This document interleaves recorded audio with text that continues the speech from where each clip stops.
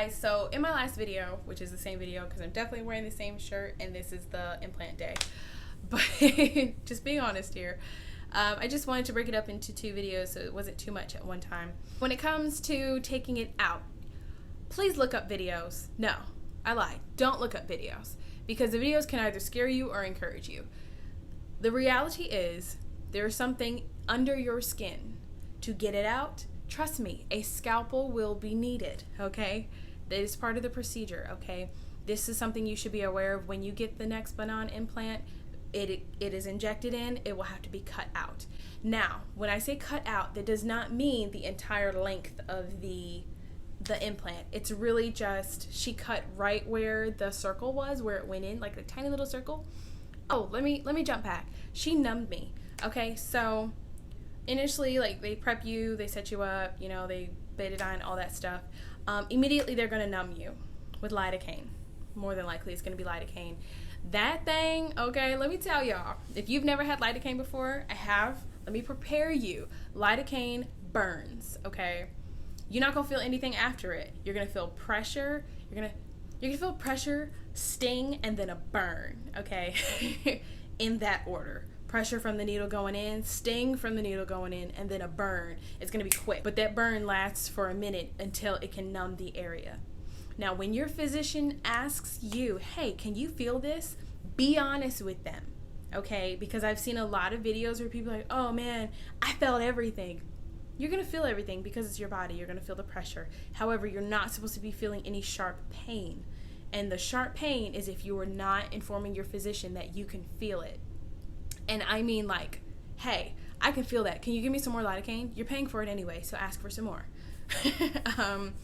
Because the lidocaine also vasoconstricts, where it helps keep the blood from just completely spewing. No, I'm kidding. It's not going to spew. Like I said, the procedure was really quick, really easy. Small incision right at the same spot that it was injected. They're going to make a small incision right there.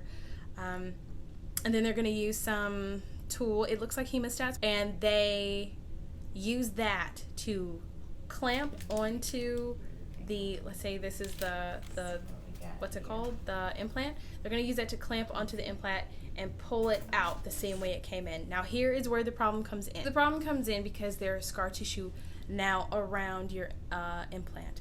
If you've had it in for a significant amount of time, your body has adjusted to the fact that there is a foreign body there and has encapsulated it in scar tissue to keep it from harming any tissue around it, if that makes any sense. So unfortunately, it's not like some loose tissue around, that looks inappropriate, but you know what I mean, around your implant. It's going to be really tight. And so what they're having to do is maneuver it so it can go back through the hole it came through so they can clamp it and pull it all the way out. Does that make sense? The problem comes in when your body is holding so tight to it that they're going to have to loosen the area around the implant to get it out. Or if it just moves too much. So my issue was that it was hard to stabilize. I got a lot of fat in my arm now. But it was hard to stabilize it because once you start separating it, it can kind of move. And so when that happens, it can move forward, it can move backwards, all those things. And so it was just a little difficult to get it because, again, it's very skinny. It's super, super skinny. It's literally like the size of a matchstick, if not smaller, if not skinnier.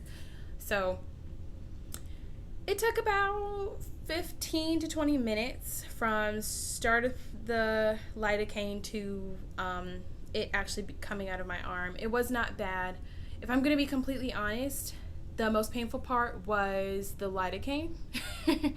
And then next would be she had to push on the implant up and then stabilize it on the sides because when she pushed it up, it kept going side to side. So there was a lot of pressure going on. Let's just say that. There was a lot of pressure. And that I could feel because keep in mind they're numbing the area that they're cutting into. They're not necessarily numbing on the other side wherever they inject it. So let's say they injected it here. They didn't numb this area on the other end of the matchstick, on the other end of the implant. So when she was pushing on this end so that it would come up, this end is still, you can feel it. There's going to be some pressure. It's going to be uncomfortable, but you're not going to die. So the best way I can describe this whole procedure is just uncomfortable. simply because it is a foreign body that is being removed. There's nothing comfortable about getting lidocained and scalpeled and, you know, people digging around to get something out of your body. It is not the most comfortable procedure.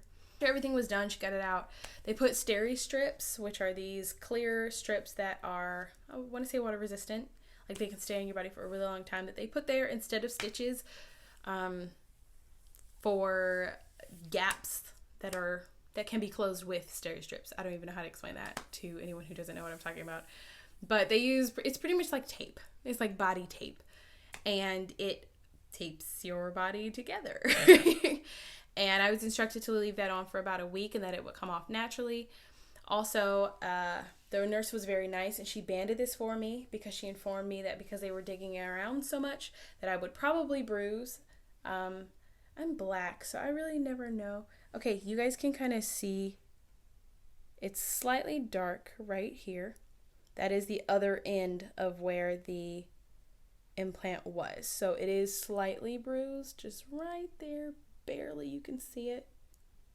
Yeah, it is a little sore as well. Within an hour of getting it taken out and the lidocaine wearing off, you feel some numbing, you feel some tingling, you feel some aching. Kind of similar to how I felt when I got it implanted.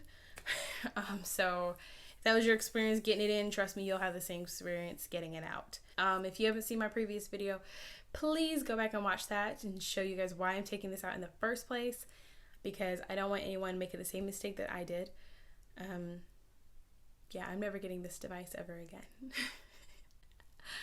Not because of the takeout process though. The takeout process was minimally invasive, I feel.